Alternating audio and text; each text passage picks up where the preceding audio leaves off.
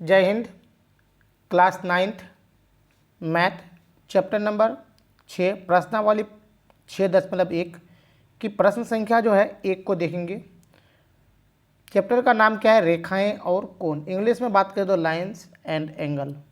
बहुत ही इंपॉर्टेंट है ये चैप्टर, आपको देखना, क्योंकि इससे बहुत सारे क्वेश्चन आपको एग्जाम में यानी 10th में आपके लिए बहुत ही सहूलियत हो जाता है।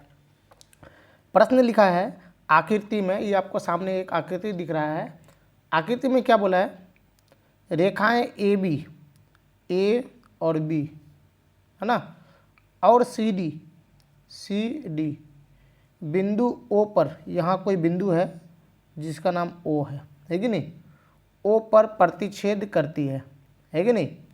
यदि ए ओ सी प्लस बी ओ ई कितना दिया है? 70 और बी ओ डी 40 है, तो कौन बी ओ ई मतलब ई वाला कौन ज्ञात करना है आपको। उसके बाद क्या बोलते हैं? और प्रतिवर्ती सी ओ ई मतलब सी ओ ई निकालने के बाद 360 में घटा देना है। तो चलिए कुछ नहीं, सबसे पहले दिया है उसको हम लोग लिख लेते हैं। दिया है, क्या दिया है पहले उस चीज़ को हम लोग को लिख लेना है। दिया है जो आपको, तो वो दिया क्या है? ए बी जो है, ए बी और सी डी क्या करता है? बिंदु ओ पर प्रतिच्छेद करता है। तो यहाँ लिखेंगे हम लोग ए बी तथा सी डी बिंदु ओ पर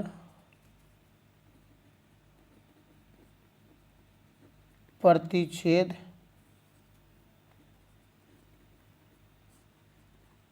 करता है। इतना सा आपको पहले लिख लेना है। दूसरा जो आपको लिखना है एक चीज़ और, क्या दिया? ए ओ सी और प्लस बी ओ ई मिलकर कितना है? 70। तो लिखेंगे हम लोग ए ओ सी प्लस बी ओ ई मतलब कौन लगाना है? बराबर 70 डिग्री, है कि नहीं। ये आपका हो जाएगा इक्वेशन नंबर 1। क्या हो जाएगा? इक्वेशन 1, समीकरण नंबर 1 हो जाएगा। चलिए इतना तो आप समझे। तथा में लिख देते हैं और क्या बोला है? बी ओ डी बराबर 40। तथा में लिख देते हैं तथा कोण बी ओ डी बराबर 40 डिग्री। बी ओ डी कौन सा है आपका?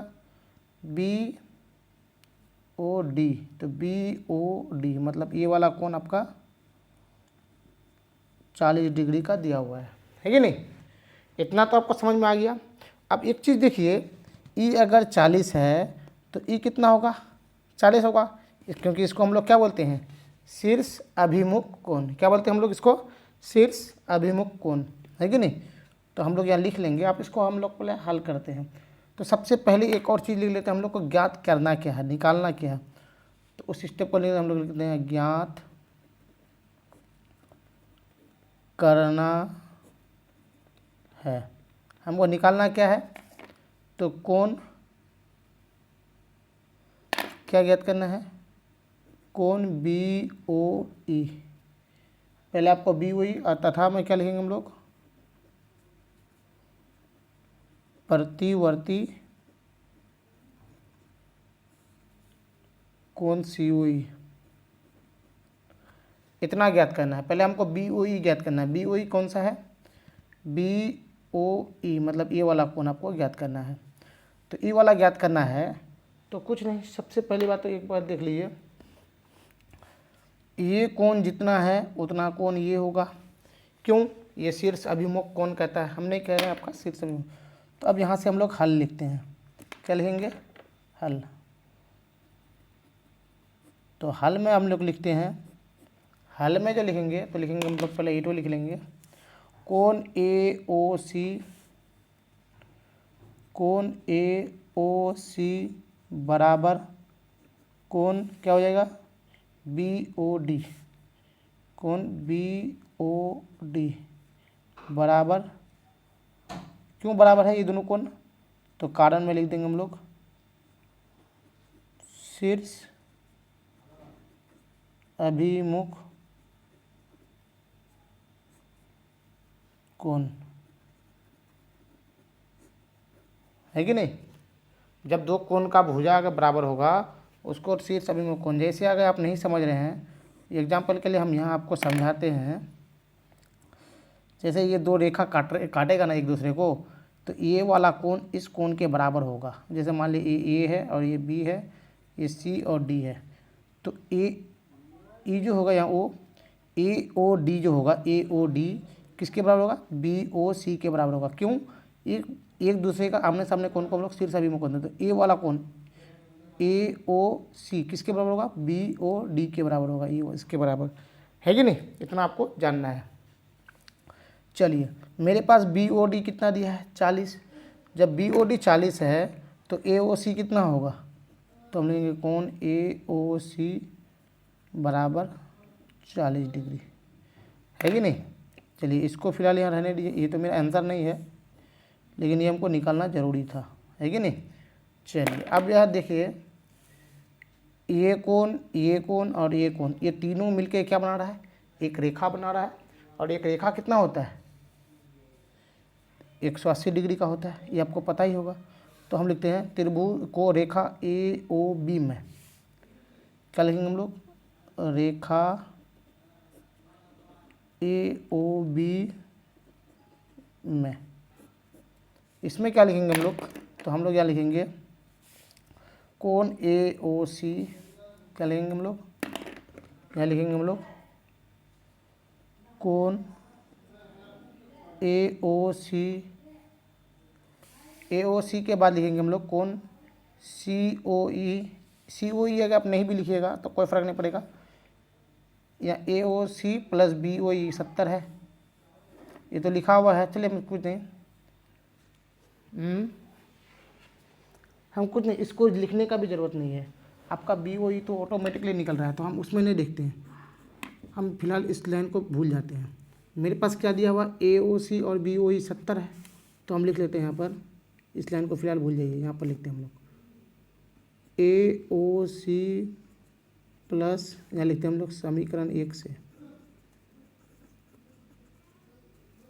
इसको निकालने का हमको किसी कोई ज़रूरत ही नहीं है, इसको बाद में निकाल लेंगे हम, वैसे भी निकालना पड़ेगा ही हमको, तो इधर निकाल के रख देते हैं, है कि, फिर बाद में निकालेंगे। हम पहले लिख लेते हैं ए ओ सी प्लस कोण क्या हो जाएगा, ए ओ सी और बी ओ ई मिल के 70 है, तो लिखेंगे कोण बी ओ ई बराबर 70 डिग्री, है कि नहीं। ए ओ सी कितना है 40, तो यहाँ लिखेंगे हम लोग 40 प्लस, कहाँ से आया, तो यहाँ लिख देना समीकरण 1 से,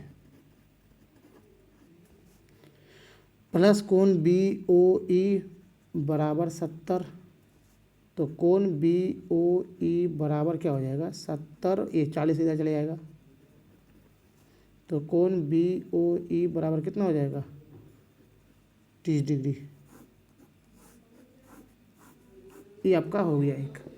अब देखिए ये जो हम जो रेखा ए ओ बी लिखे थे ना, ये रेखा ए ओ बी, अब इस रेखा को हम लोग देखते हैं, इस रेखा में क्या हो गया, ये हमको पता चल गया, ये कितना निकला मेरा 30 डिग्री। तो हम लिखेंगे अब यहाँ पर ये जो था, तो यहाँ पर हम लोग लिखते हैं, क्या लिखेंगे, कोण ए ओ सी प्लस कोण ए ओ सी सी ओ ई और बी ओ ई, सी ओ ई प्लस कोण बी ओ ई बराबर 180 डिग्री। अब क्यों बराबर 180 डिग्री, तो कारण में आपको लिखना है, इसको बोलता है रैखिक युग्म,